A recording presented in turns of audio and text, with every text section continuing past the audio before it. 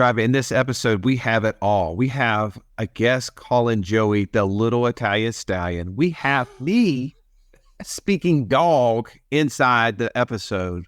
But we also have a way for you to understand that even when you get knocked down, you're not out. There is a way out. There are options. If you want to build passive income, this episode is full of momentum and motivation. That's right. Our guest today is Maureen McCann. She's the co-founder of Spartan Invest, a turnkey rental real estate company based here in Birmingham, Alabama. And she's talking to us today about how to get educated in the real estate space. She's also talking about ways in which they are solving the issues facing the real estate market today. You may have been considering what's up with these interest rates. She's going to talk to you about exactly how to solve that. And lastly, what are those frequently asked questions that investing in turnkey rental properties are dealing with every day? Let's go ahead and jump in right now with Maureen McCann.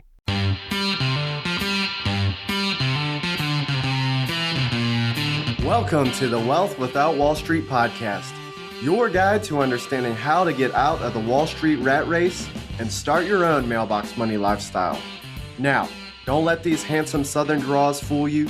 These financial minds are teaching our country to enhance savings, increase cash flow, and create passive income, all without the help of Wall Street. Are you ready to break through? Now here are your hosts, Russ Morgan and Joey Murray. Wealth Without Wall Street Tribe, so glad to introduce you to our friend Maureen McCann. Maureen, so glad to have you today. Joey, Russ, so good to be here. Thanks for the invite back. You must have liked me the first time. No money, Absolutely. right? No money, baby. If you're watching on YouTube, this is going to be even more fun. But you would also get to see that Maureen's handle is Mo Money. Maureen, they know me as the idea guy, Joey as the Italian stallion. Now we've got a new handle on the show, Mo Money. Speaking of Mo Money, we all want Mo Money, and real estate is probably the number one way that people think of when they're first delving into this concept of building passive income. They think real estate. And that's a beautiful thing, especially for someone like yourself who is an owner of a real estate company. For you, everybody has an interesting story, though, of how and why they get into the search of Mo Money. Would you mind sharing with our audience your unique story? Yeah, I'd be happy to do that, Russ. So you guys, the reason that I wanted to get into real estate was so that I could rid myself of my husband, my cheating husband. What? The husband? You heard that right. That was W-A-S, but husband. So he was, and he was been. He's the was been. He's gone. So yeah, that's what I started. So, very long story short was at the time that I was going to divorce the husband, I had 3 small kids under the age of 5. Actually, I don't know, 3. They were 3, 2, and 2 months old. And I had just come to find out in 2010 that he had had an affair 5 months after we got married, fathered a child, kept it secret for 7 years, didn't find out about it through him directly. Or at all. Actually, I found out through the baby mama who found me on Facebook and sent me a message. Ironically, how this all came connected was the husband, who will remain nameless, but the husband, he looks like Obama. And so in 2008, when Obama got elected, a local news story or a newscaster wanted to do a story on him. And he was like, well, I'm Mr. Narcissist. So yeah, I'm going to get my name in the paper and be on the news. So anyway, the story, because there was a lot of parallels between Obama's life and his life, or our lives at the time. So both married, 2 daughters. My son didn't arrive yet. So the story gets aired and it gets syndicated and it goes all the way over to Atlanta, Georgia. And it lands on the eyeballs of the baby mama who he had ignored for 7 years.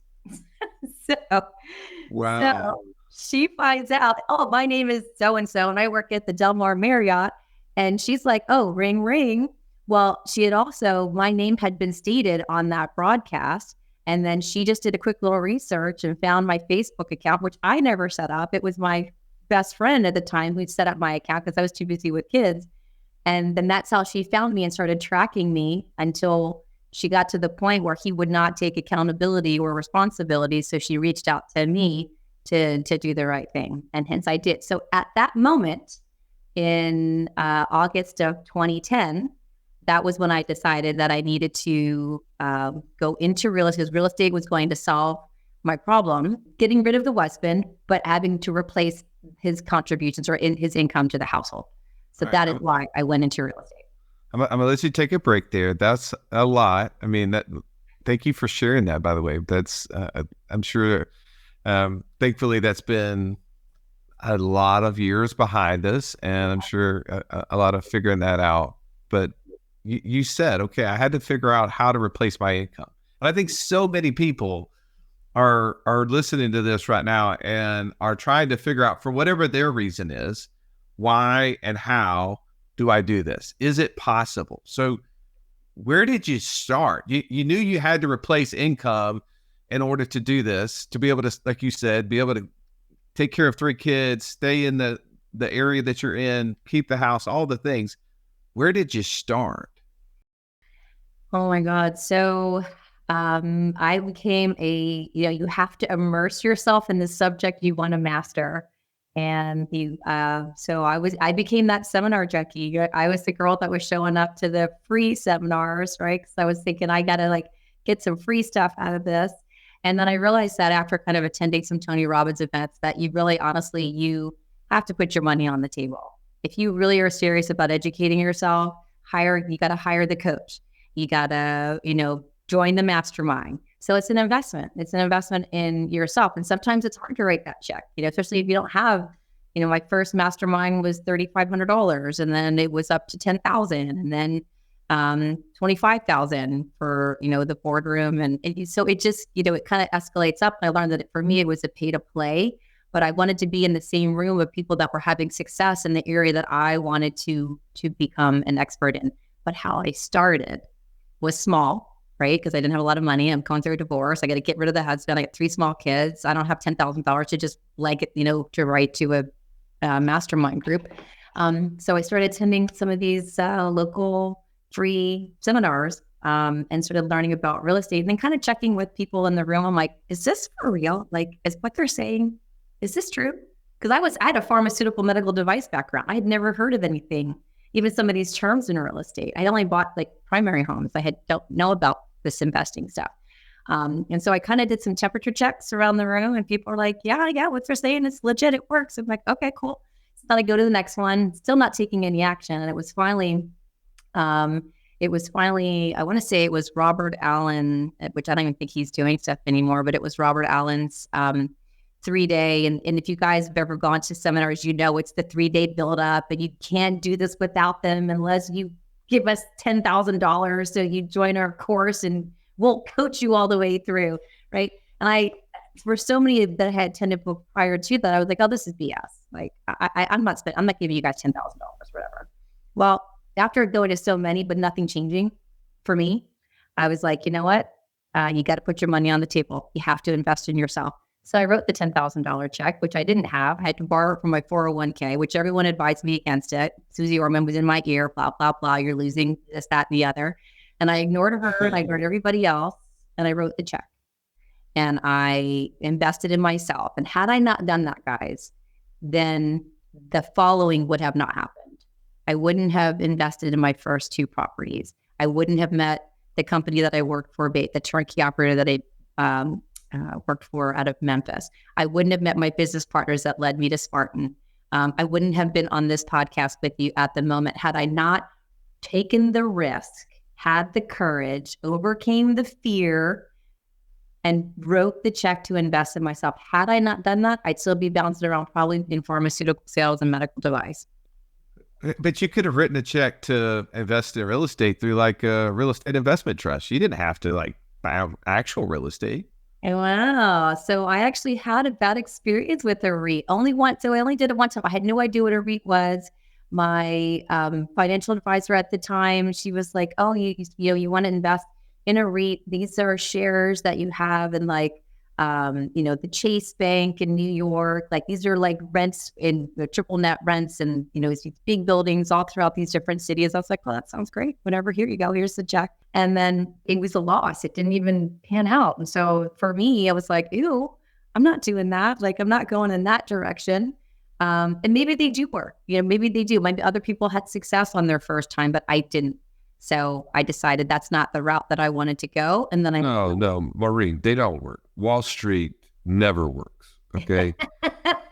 Wall Street's answer to real estate is garbage. All right. I'm sorry. I just had to say that. Go ahead. Thank you. Well, see, that was my gut instinct and my first experience. You just confirmed was true. Right? It was relevant. So then that just led me into the single family world because, one of the second or third seminars I went to, I met my really good friend, Randy Hassauer, retired cop in Long Beach. Love this guy. Honestly, this day is long. He's such a cool dude. He bought a couple properties from the Memphis group first. And I was the one going, I'm not the early adopter, guys. I'm the one that's like, hey, is your money still making money? And then, and 3 months later, is it still making money? Tap him on the shoulder 3 months later, is it still making money? And he kept saying, yeah. And I was like, dang it, I guess it works. So yeah, I should do it. So then I jumped in, bought a couple of rental properties. And now I run a company that helps investors acquire single family rental properties because I know it worked for me personally. And I can stand behind that 100%. So I do the same for others. Well, I love that. And the company that you own is? Spartan Invest, like the Spartan Warriors, Let's talk about Spartan and clearly as in potential investors, you're assessing right now. If you haven't already need to jump on a call, go to what'swallstreet.com/free call. And in that process, our coaches are there to try to help you understand what you're trying to accomplish, where you're trying to go, or where you're trying to get away from, and what are all the obstacles standing in your way. And one of the things, Maureen, that people who are on those calls find out over time is that, hey, I have an investor DNA. I didn't necessarily know it or would have said those words. And I need to know, does my investor DNA line up with what I'm currently doing? Or what are the different options? So one of those options is real estate. It is rental real estate. It can even be turnkey real estate. So talk a little bit about exactly what Spartan does and how they are the niche within the turnkey real estate space. Spartan is the company for the DNA blueprint investor that is like, I don't want to do anything, but I want to earn everything. Right? So this is, if you want to diversify into real estate, but you don't have the time, the inclination, the desire, you don't want to manage contractors, find the house, fund the house, buy the house, renovate the house, screen for tenants and place them in the property. If you don't want to do any of that, all you want to do is write a check and then start getting monthly income checks.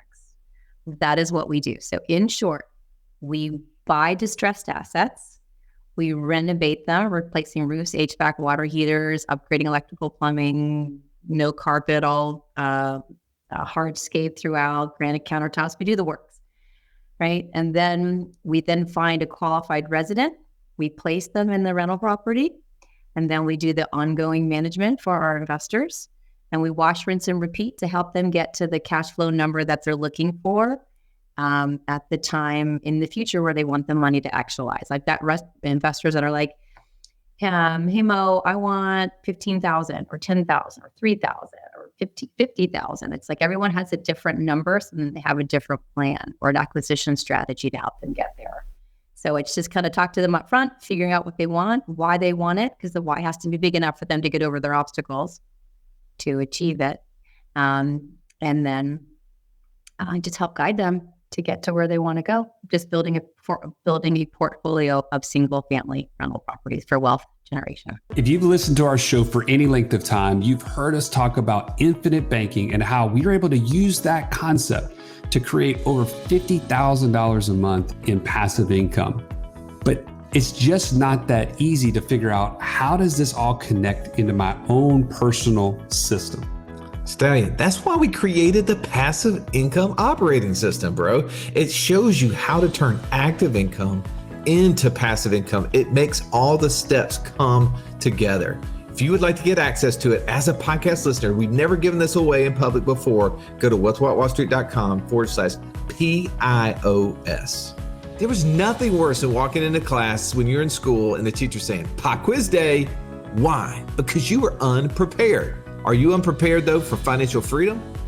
Don't be. Find out how close you are by taking our 30-second quiz at wealthwithoutwallstreet.com/quiz.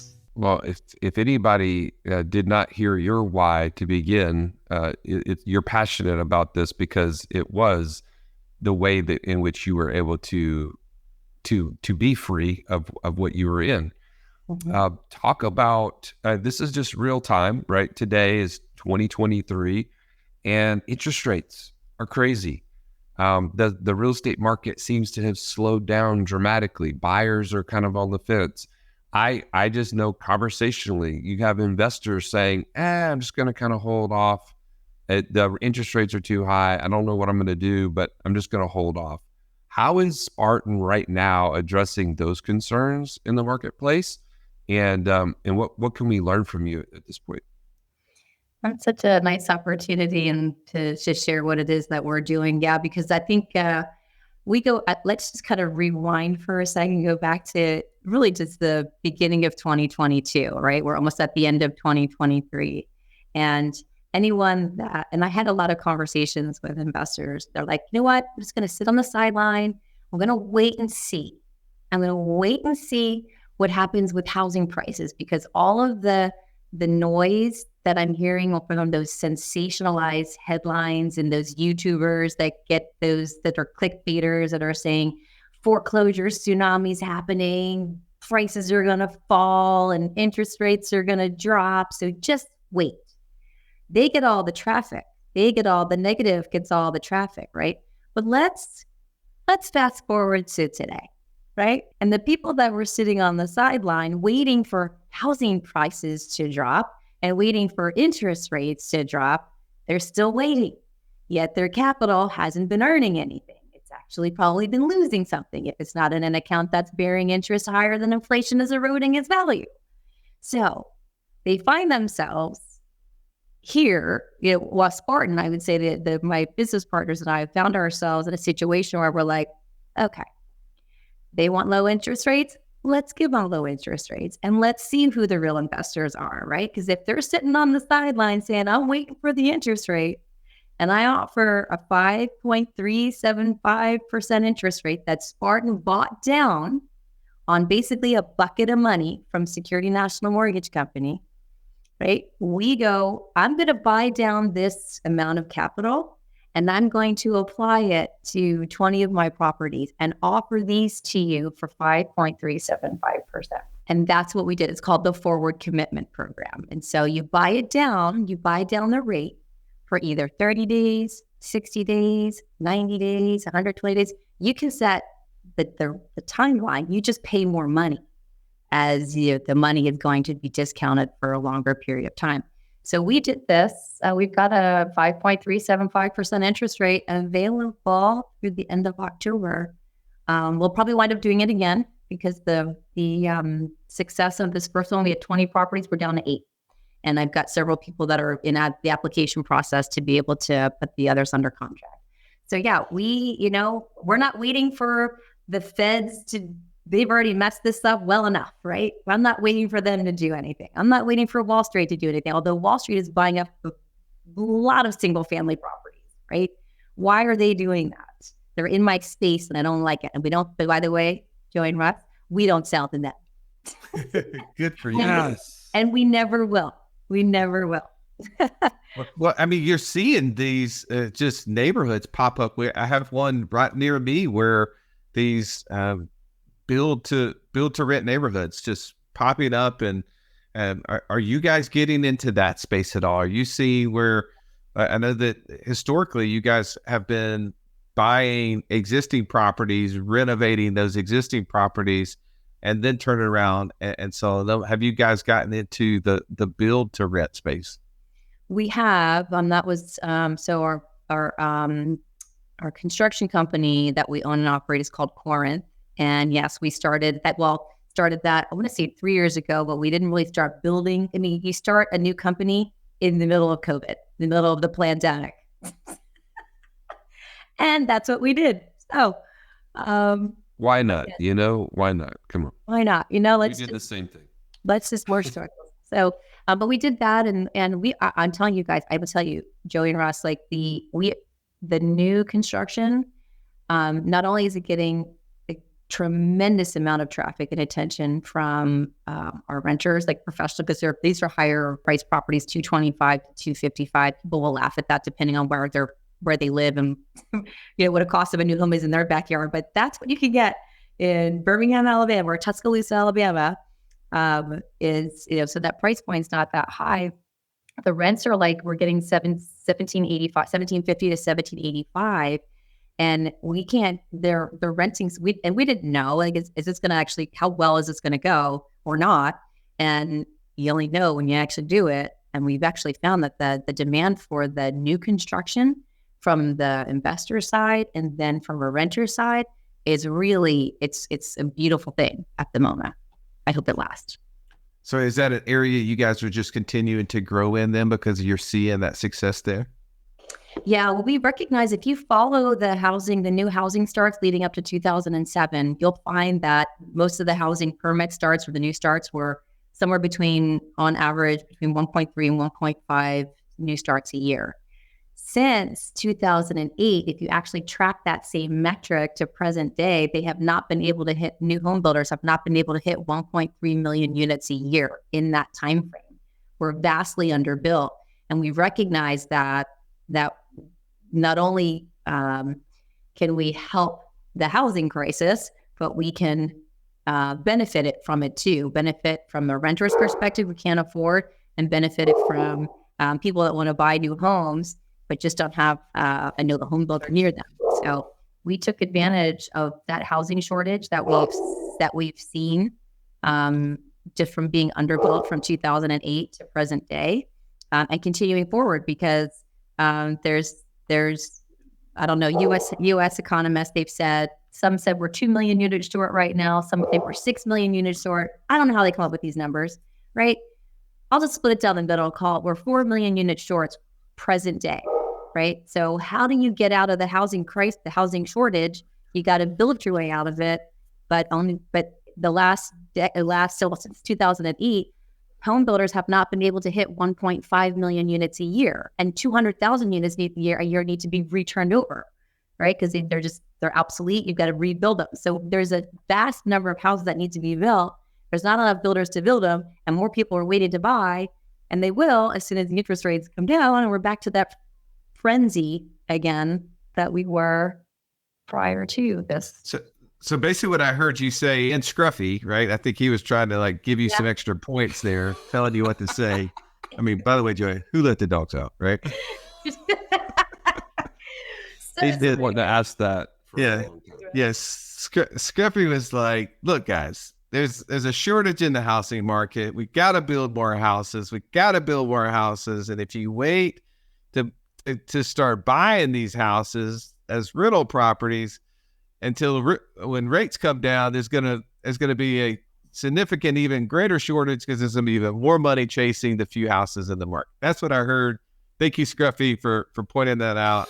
And my level of expertise, I don't know if you know this, Maureen, but my daughters and I are looking at buying a content website that we can have them learn how to make money and do stuff. And we're looking at dog sites. So I really have to get, polished up on my dog.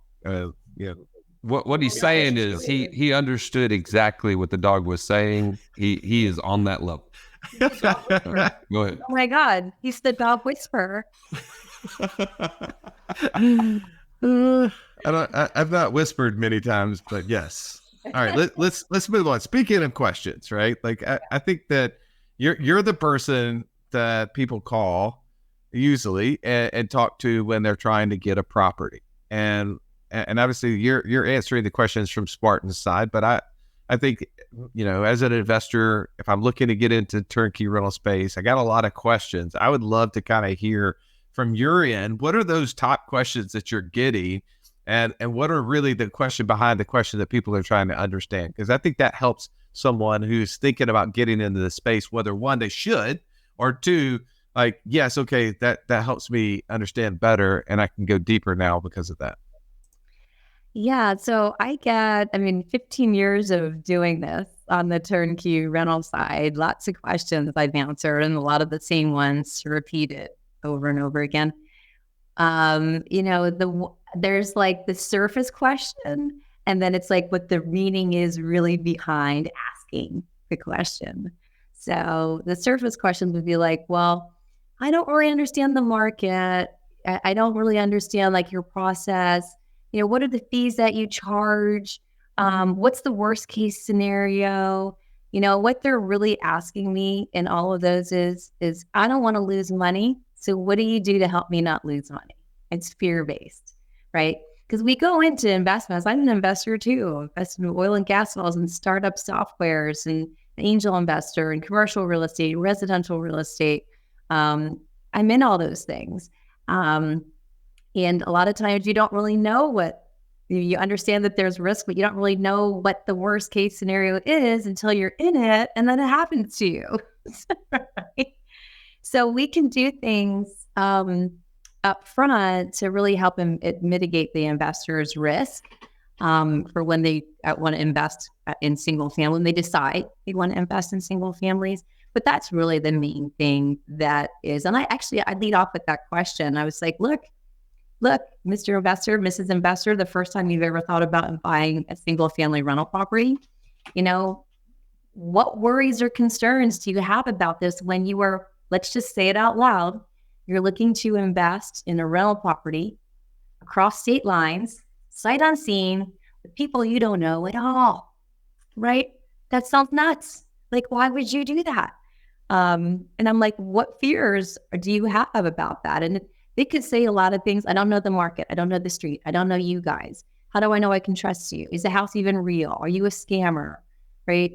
All of those things are valid, because it's real in their mind. But what it comes down to really is, I don't want to lose money. And what are you going to do to help me not lose money? Right? Mm-hmm. So we just align our goals with our investors' goals. I incentivize my team to certain metrics like occupancy rate, turn time, days of security deposit, renewal rate, eviction rate, accounts receivable, things that if the Spartan team hits those metrics that we've assigned, they get a quarterly bonus, and then my investor gets paid and everybody wins. So you have to set it up that way. I love that. Yeah. What you're doing is you're ultimately helping people walk through this matrix in their head of, I can invest this somewhere, and why would I invest it with you versus this other thing? It's almost compared to what am I getting when I invest in a Spartan home? And a lot of things have to do with trust, because they're doing this sight unseen. They're having to do this across, like you said, many cases, state lines, and all those things go to play. But when you talk about your process and you talk about the steps that you've put in place, it's like those things continue to just ratchet down that fear level, because you've already thought that. You've already been there, done that. And as an investor yourself, you've kind of checked those boxes. Talk about when people are asking you these sort of questions, are they more on the front end or more on the management side that they have the most questions, do you think? There's so many different personality types, my little Italian stallion, to answer that question with what most people do. Because I can tell you my engineer types, I love that. They don't want to hear the fluff. They've got their list of 100 questions and they just want to pepper you with those questions. That's all they want is with direct answers. And I love them. They just know what they want. I'm going to give it to them. Right. Then I have some that have no idea. They've not done this before. They kind of heard about it. And then it's like, you go through the whole spiel. I will say though, that you always get more questions in property management. And it's usually after they have closed on the property. Now they own the property. And then a lot of questions will come up at that point. I try to be extremely thorough, right? So after 15 years of this, and then maybe getting, feedback of, well, she never said that to me. She didn't tell me about the placement fee. She didn't tell me about the admin fee on the repairs. So I am so very clear and specific on what I cover on every single first call. So that, do they retain everything? No. Right. And do I send them frequently asked questions with everything that I just said related to all the fees and things for property management? I do. But I am a busy single mom of 3. I get people who are busy too. They probably don't read what I said, and that's totally fine. So those questions will come up later, usually. Man, thank you, Maureen, for coming back. We love having you on. You're so much fun to listen to. I think we could probably have this conversation all day long. If somebody wanted to get on a call with you or somebody on your team and find out more, where would you send them? Just our website, SpartanInvest.com. And I always, Russ and Joey, I love coming. When I saw the invitation, I got excited. I always loved talking with you too. You're super fun. Love the content you provide and produce, and you just make this enjoyable. So thank you. All right. Well, thank you for listening to this episode. If you found value, please take time to rate and review the show at a minimum. Even if you're not going to press the like and tell Joey, yes, I think Joey's a little Italian stallion too. He's my favorite of the two of you guys. If you use the little Italian stallion in any comment and you forward it to me, I will give you something. I promise. I don't know what that thing is, but you got a gift coming your way. That is 100%. But share this with somebody else who has fear in investing in real estate across state lines and needs to hear this conversation. Maybe someone else that real estate is a must for them to get out of the situation they're in. Forward that to them. Do them a favor. Do yourself a favor too. Make sure you jump on a call with Spartan Invest if this is the right next step for you. As always, have an amazing day. This has been the Wealth Without Wall Street podcast. Don't forget to subscribe to the show to break free of the Wall Street mindset and begin building wealth on your own terms in places you understand so that your wealth will never run dry. See you next episode.